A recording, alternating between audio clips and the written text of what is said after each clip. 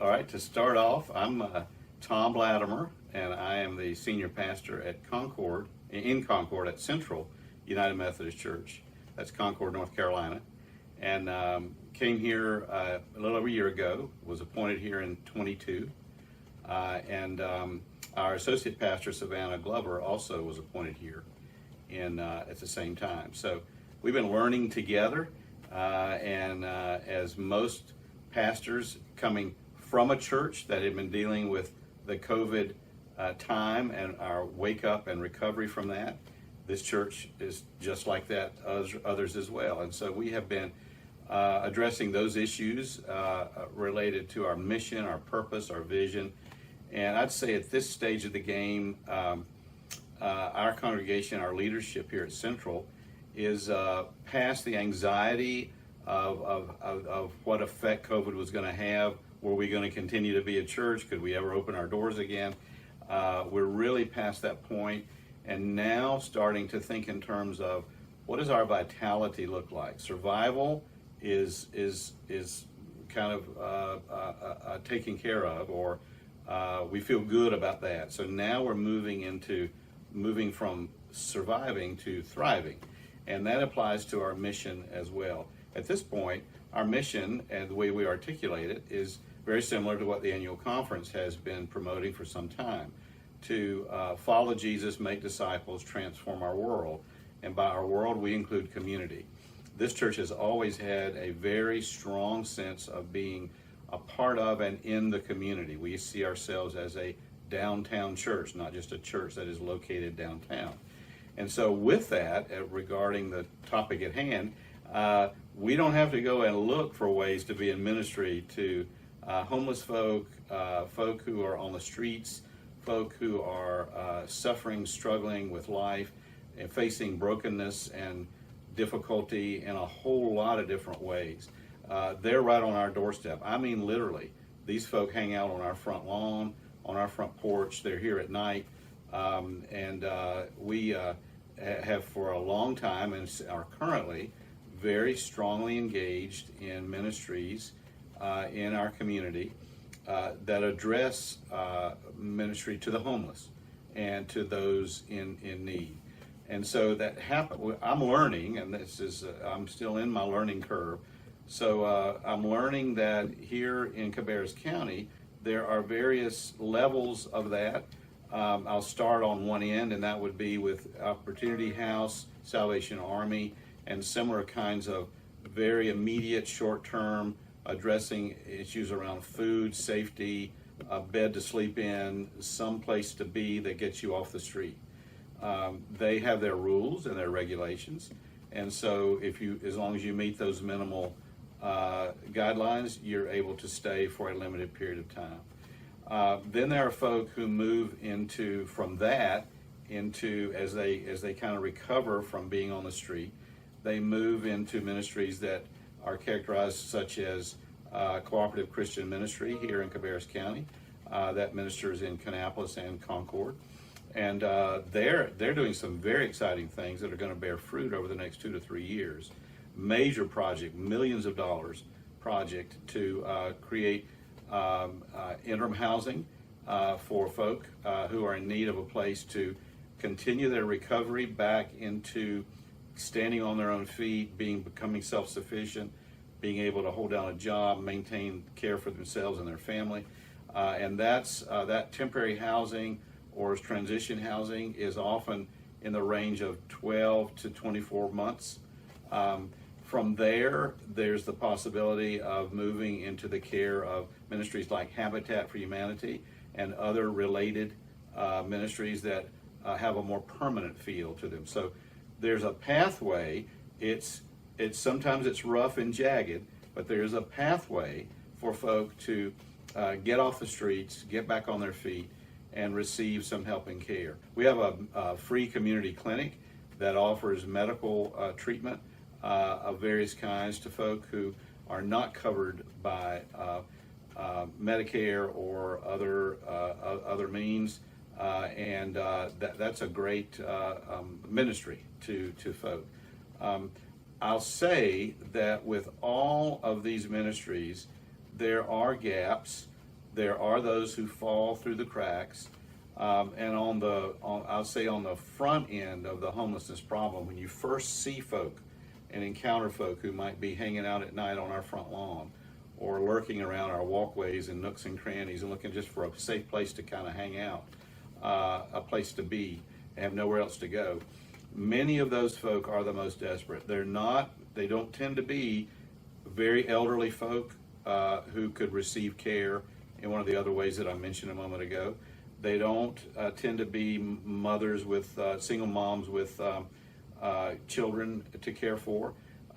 Those are ministered to by a number of agencies in our community. These tend to be single adults, mostly male, but some female, who are really struggling with addictive behaviors, addictions of one kind, particularly drugs and alcohol, struggling with mental illness of one kind or another. We continue to see the fallout that in America has been true for, going on 40 years now, of a real decrease of government support for mental health institutions and treatment. And so many of the folk who 40 years ago would not have been on the street are now on the street. And so we're seeing a second and third generation of these folk. And it's just tragic. Oftentimes some of the struggles that I have and that others have as caregivers or as members of the community trying to address the problem is finding the way to help meet the needs of these folk in ways they're willing to accept. It sounds very strange, but when you encounter folks on the street, you run into what appears to be an attitude of they'd rather be left alone, they'd rather be on the street than in the care of other agencies, ministries, institutions that could offer them food to eat, medical care, clothes to wear, safety, relative safety. Sometimes they encounter similar kinds of safety and basic issues at some of the places they go, because there are folk there who are also dealing with mental health issues, erratic behavior, threatening behavior, addictions of one kind or another. And so it's really tough, I would say, to anyone who wants to get involved in caring for the homeless. It can be really tough to find ways to help them that it's never quick, it's never easy, and it's often 3 steps forward, 2 steps back. It can be very frustrating to go out of your way to find resources, people who can help and care, and then find folk who accept and receive some of that initially, but then fall away or throw it back in your face or don't avail themselves of the care. I could cite examples. I don't want to betray any confidences or reveal names of, but I could give you examples of folk that we've tried to do that with in the last 5 months, 4 or 5 months. And there's some success stories too. There are folks who do respond and who do receive the care, and you seem to hit the nail on the head. But for every one you help, it seems there are 2 or 3 that don't receive the help. So that's a part of the dynamic, and we're learning, and I'm learning that here in Concord, and this is probably true in many communities, that there are the requirement is that there would be a consortium and a partnership of civic, political, business, church, and nonprofit folk who are all dedicated to addressing the issues at various levels, because the homeless population have their various groups, subgroups within that, and I mentioned some of them. Older adults who maybe have not worked or in their lives or not worked for a long time, so they maybe aren't getting many government benefits. Single moms with children. Salvation Army does a great job with those folk. Cooperative Christian Ministry does a great job with helping and finding care for those folks. So most Christians who want to help, church folk who want to help, their heartstrings really get tugged by children in need. And so a lot of energy, a lot of attention is given to our school-age kids and to children who are in poverty and homeless, who are underserved, populations that include immigrant folk, Hispanic populations, white and African American, across the board. So children get a lot of attention, a lot of care. But many of the folks on our streets are adults who are by themselves and dealing with some really hard, rough circumstances. And so our challenge is to remember that several things. One, they are children of God. They're broken in many ways, but they're precious children of God who are to be valued and not just cast aside. Two, but for the grace of God, there go you or me, right? We're the benefits of a lot of privilege, a lot of good fortune, a lot of care and help that's been given to us that we dare not take for granted or assume entitlement or squander. And so I believe God has called us to take the resources, the blessings that we received and share them, often with the most desperate, often with the least of these. And they can be the hardest ones to minister to, for sure. So those are some of the dynamics that I've encountered here in my first year here in this setting and in this community. But it certainly is going to take a village to continue to address this issue. And so that's some of what we're working on right now in our church and in the Concord community. So with regard to how someone finds a pathway from homelessness to a better situation, there are those agencies that address the need right initially, and that includes Salvation Army. They just recently opened up a new Center for Hope that has room for an additional 40-some families, and mostly families with children, single moms with children, but there is room for some single individuals who are on their own. So that's one of the agencies in town. Opportunity House doesn't offer overnight accommodations, but they do offer help with helping folks find a job, giving them food to eat twice a day, a place where they can clean up, get a shower, or so forth. There's an interesting ministry that we've connected with too called Esther's Heart, and they're really literally a street ministry, and they have a shower trailer and another large van that they serve food out of, and they come to our parking lot, and they go to different churches through the month, but they come to us the first Saturday of the month, and they offer haircuts, basic medical care. They have nurses on there that volunteer their time. They a place you can clean up, get a shower, fresh change of clothes, and a hot meal to eat. And so they do that most every Saturday of the month at one location or another. They work in Charlotte, in Kannapolis, and here in Concord that I know of, and they're working to expand that operation. So they take all comers, and so many of the folk who come to them are on the street.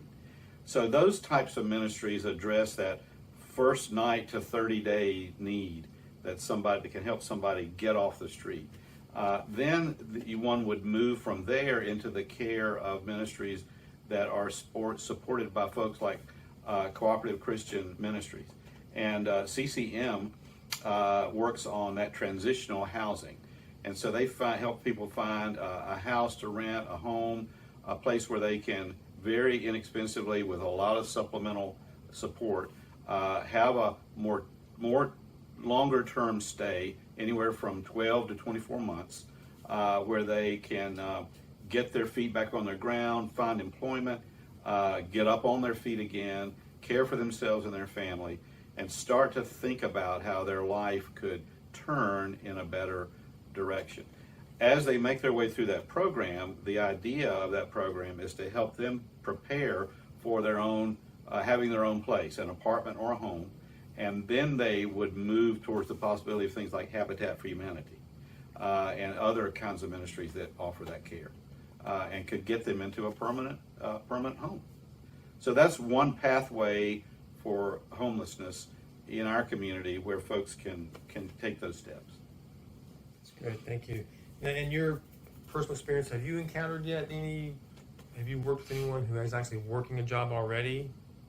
What? In other words, someone who's employed but has become homeless because of eviction. Oh dear. That kind of thing. Yeah, again, I want to speak in general terms to protect confidences, but yes, we certainly have seen those folk, and so many in that general condition are like one bill away, because of the tough economic times we're in or because of tough circumstances. So many of these folk, for one reason or another, aren't able to fully avail of government assistance, and much of that is limited, whether it's food stamps or aid to families with dependent children, or on and on and on. And so they're on the edge. They may be moving from one job to another. They may be moving, the term that I've often run into is working poor. So they're always on the edge. If their car breaks down, if they have a child with an illness, if they themselves face a medical crisis, sometimes they face some dreadful choices. Do I pay the rent or not and risk eviction in order to cover this medical expense? Or if my car, which I'm dependent on for my livelihood, I got to get to and from work. It needs a repair. Well, I don't have much choice. I got to get that rolling again. So, boy, there's a lot of hand to mouth of that kind of thing, and it's real easy to, over 2 or 3 months' time, you can quickly slip into the place where you lose your car, you lose your place to live, you lose your source of income, and then, man, you are really up against it. And so, yes, we encounter folk who tell that story over and over again. We also see the folks that are more hardened and been around a long time, and they just kind of go from church to church, agency to agency, getting what help they can, and they're sort of chronically in that homelessness and street situation. So, yeah, you encounter a variety of persons and circumstances. I am trying to also find ways to address people's just hardened negative attitudes. Yeah. Any comment you want to say, any way you can think of addressing someone who's in that place of the negative attitude and hardened heart? Oh, goodness. There's no question that socially, culturally, politically right now, our nation, our world is in a hardened, polarized, angry place. And there is a side of that takes the spirit. I'm going to get mine and for me and mine, and to age with everybody else.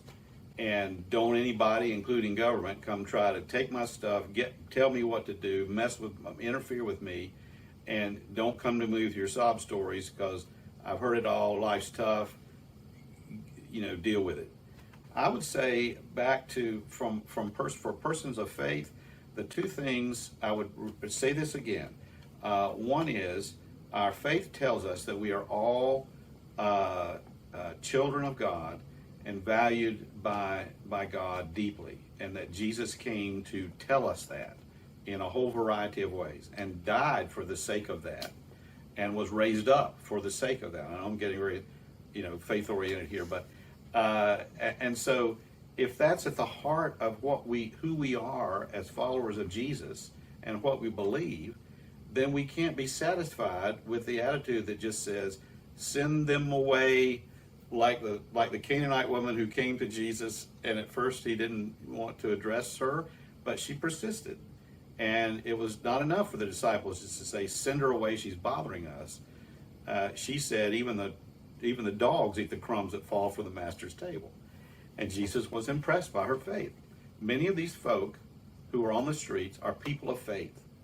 They've been hardened and knocked down and shoved aside and forgotten and overlooked and run over, a lot of by their own choices sometimes. But they're still people, and they're still human beings and made in God's image. Second thing I would say is, for those of us who are in a more privileged place in life and have enjoyed the benefits of that, but for the grace of God, there would be me on the street. I'm aware of so many circumstances, people, and opportunities that have been handed to me through no fault, no deserving of my own, and I've taken advantage of many of them, but they've come from somewhere else. My life is not my own. My life has been given to me by others, starting with God, and so I have a responsibility to share that. I have a responsibility to understand and see that my life is not my own. It's hidden away in Christ. And so I'm obligated to use the life I've been given to make someone else's life better. That's the essence of the Christian faith. And so there are two good reasons, I would say, things to think on for those who have a hard time imagining being involved in any kind of ministry to the least of these, folks on the street especially. Yeah, just a quick comment back to that.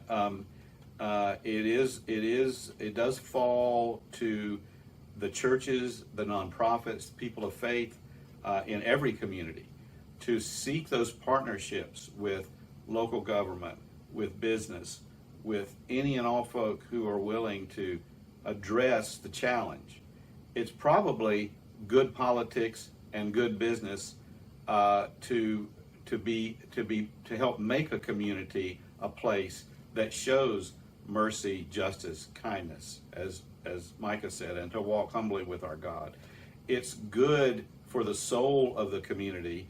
It's therefore good for those who might want to consider coming to live in a community, and that affects positively the politics, the social fabric, the business life, the community life of the community. And so that's a real great question. We all have to ask ourselves, what kind of a community do I want to live in?